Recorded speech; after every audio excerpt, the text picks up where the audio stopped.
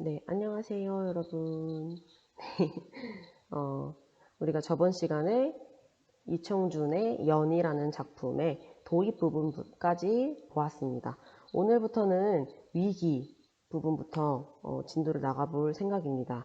우리가 저번 시간에 했던 내용 조금만 상기시켜보면 연날리기를 하는 아들의 모습을 지켜보는 어머니를 볼 수 있었고요. 또 이 어머니가 아들이 연을 날리는 모습을 보면서 오히려 안도의 한숨을 쉬는 그런 모습을 볼 수 있었습니다. 왜냐?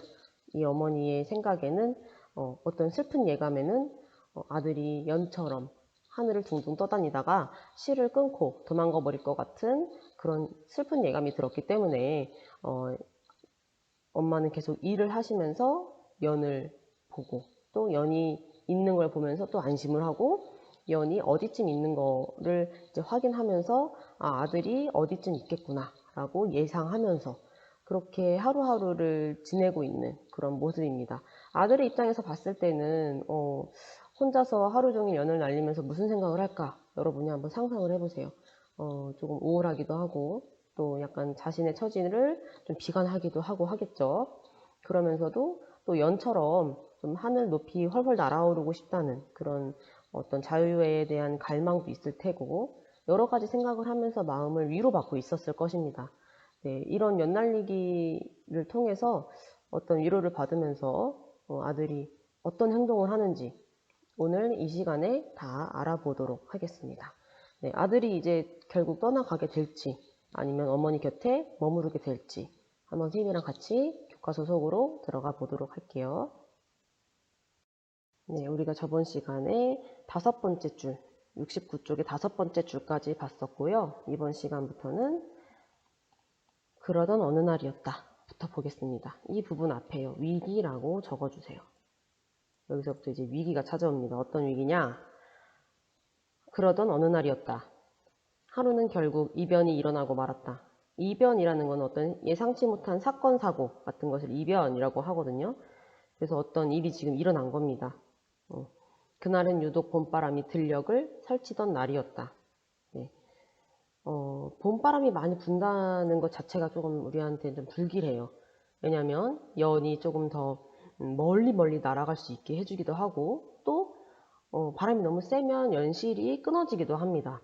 네, 그런 어떤 예상을 해볼 수 있는 부분이죠. 네, 어머니는 이날도 고개 넘어 들밭 언덕에서 봄 무릇을 캐고 있던 참이었다. 네, 바람을 태우기가 좋아 그랬던지 아들놈은 이날따라 연을 더 하늘 높이 뛰어 올리고 있었다.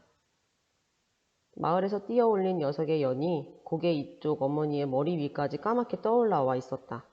얼레의 실이 모조리 풀려 나와 하늘 끝까지 닿고 있는 것 같았다.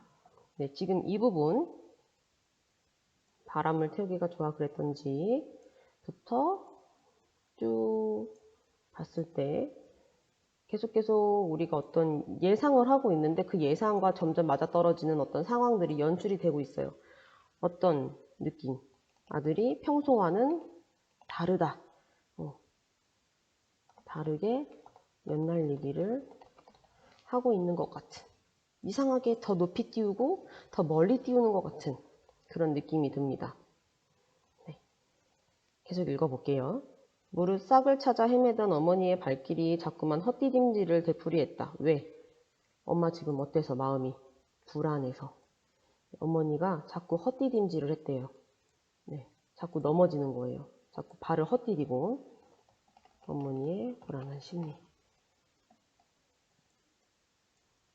네, 연이 너무 높은 데다가 전에 없이 드센 바람이기 때문에 마음이 놓이지 않는 탓이었다. 팽팽하게 하늘을 가로질러 올라간 연실 끝에서 드센 바람을 받고 심하게 오르내리는 연을 따라 어머니의 마음도 불안하게 흔들리고 있었다.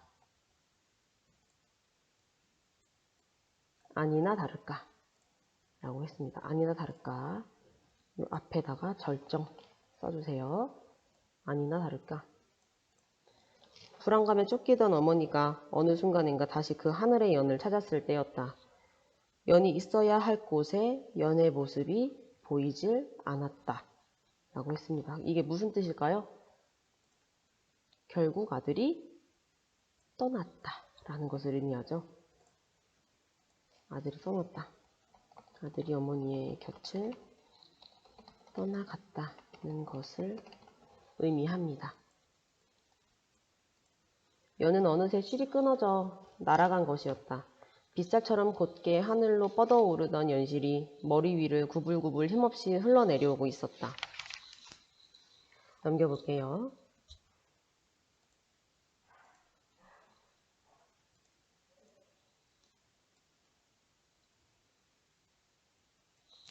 실이 뻗쳐 올라가 있던 쪽 하늘을 자세히 살펴보니 아직도 한 점 까만 새처럼 허공 속으로 아득히 멀어져 가고 있는 것이었다. 네, 지금 실이 끊어진 연이 계속 까만 점처럼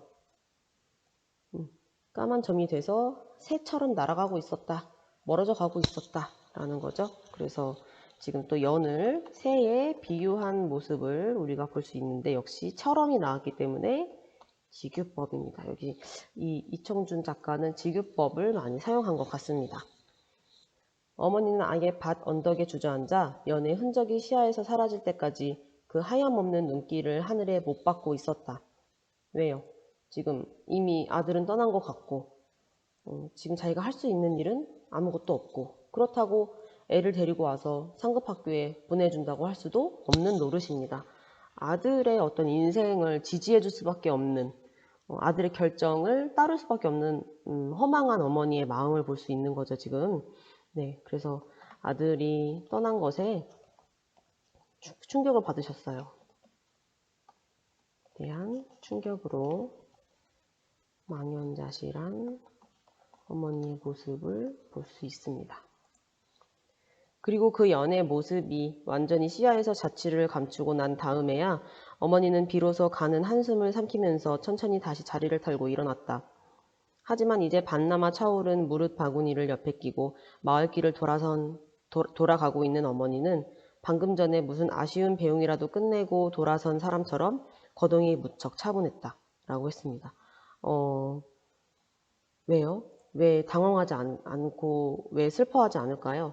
어머니께서는 계속 연날리기를 보면서 예상을 하신 겁니다. 계속 예상을 하셨고요. 또 언젠가는 떠나갈 테지라고 하면서 내내 불안했는데 정말 떠나가 버리고 나니까 한편으로는 조금 그래 일어날 일이 일어났다. 결국 그렇게 되고 말았구나 라는 어떤 체념, 단념을 좀 하신 겁니다. 그래서 연이 날아가는 것을 보고 아들이 고향을 떠났다는 것을 짐작했기 때문에 그렇습니다. 우리도 약간 그런 거 있잖아요. 우리가 예상하던 대로 이렇게 일어나면 그럴 줄 알았다. 막 이런 식으로 좀 체념하는 그런 감정이라고 생각하셔야 돼요. 엄마가 막 홀가분해서 그러시는 게 아니에요, 지금. 연을 지킬 때처럼 초조한 눈빛도 없었고 발길을 조급히 서둘러 가려는 기색도 아니었다. 어머니는 이미 모든 것을 알고 있고 모든 것을 미리 체념해버린 것 같은 거동이었다. 마을 쪽에서 그 땅으로 내려앉은 연실을 거두어들이는 기미가 보이지 않은 것도 전혀 이상스럽지가 않은 얼굴이었다. 연실을 거두어들일 사람은 누구예요? 지금 아들이죠?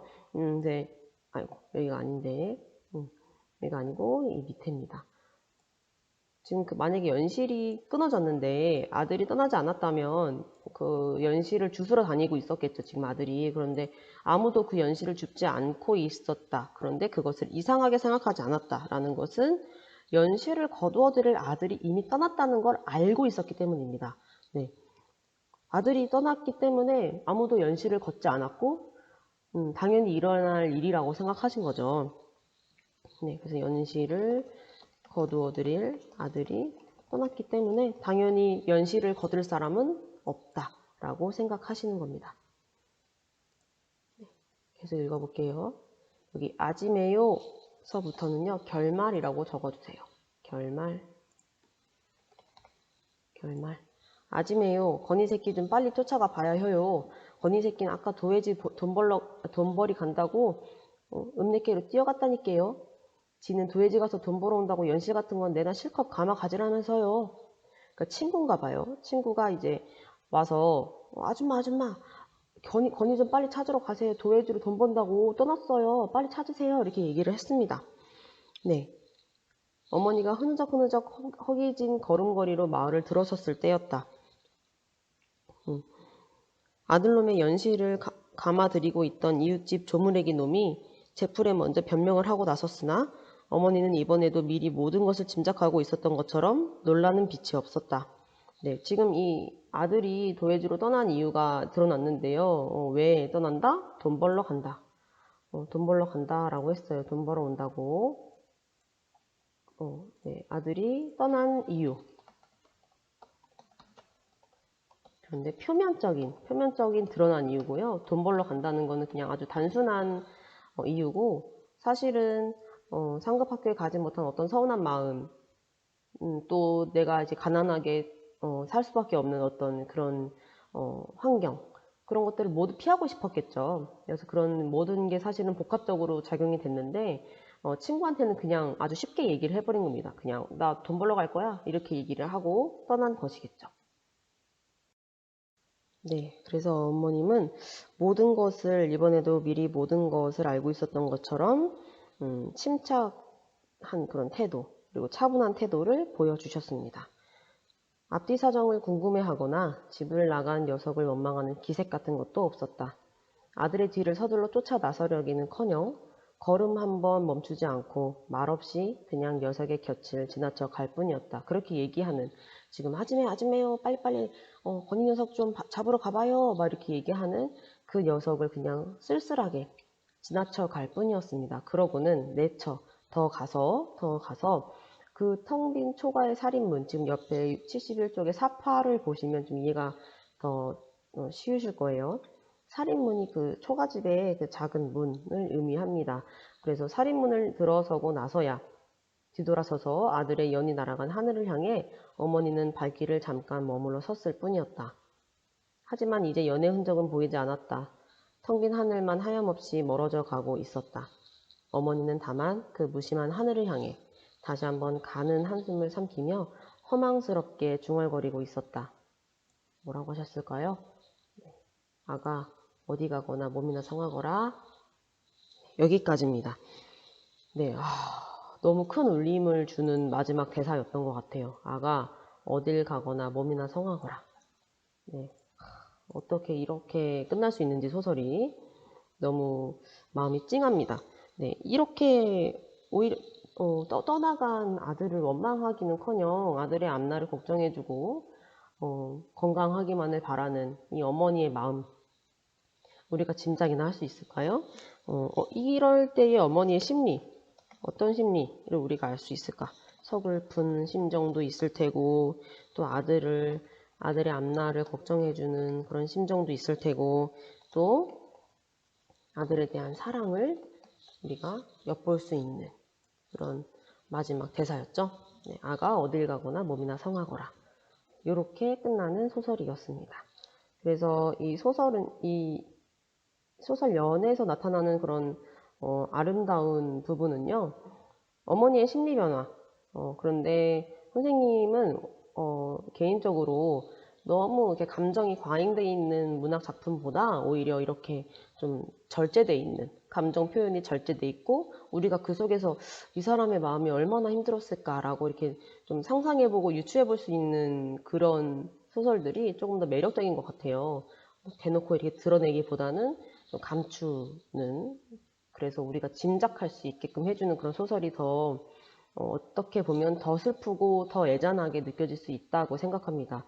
근데 이 소설이 바로 그런 소설이었던 것 같아요. 그래서 늘 아들을 마음에 품고 있는 어머니의 애틋한 마음을 우리가 좀 더 알 수 있었고, 또 이런 이 감정이 과잉되지 않고 너무 막 감정을 표현하지 않는 이런 절제된 슬픔의 아름다움을 우리가 느낄 수 있는 거죠. 슬픔을 막 겉으로 표현하지 않고 마음속으로 삭히는 모습, 이런 모습에서 우리가 절제된 슬픔의 아름다움을 느낄 수 있습니다. 그리고 오히려 어쩌면 드러내는 것보다, 감정을 드러내는 것보다 더 애끓는 어머니의 사랑을 느낄 수 있어요. 네. 그리고 여기서 이제 연의 상징적인 의미가 어떤 의미가 있을까요? 네. 연애 상징적인 의미, 자유로움, 뭐 이런 것쯤 되겠죠. 네. 아들에게는 어떤 동경, 희망, 자유로움이겠고, 또 어머니에게는 어떤 불안함의 그런 소재가 될 수도 있겠다라는 생각을 해봅니다. 네, 이렇게 이 정도로 정리하겠고요. 다음 시간에는 우리 72쪽, 73쪽에 학습활동 나가도록 하겠습니다. 수고하셨습니다.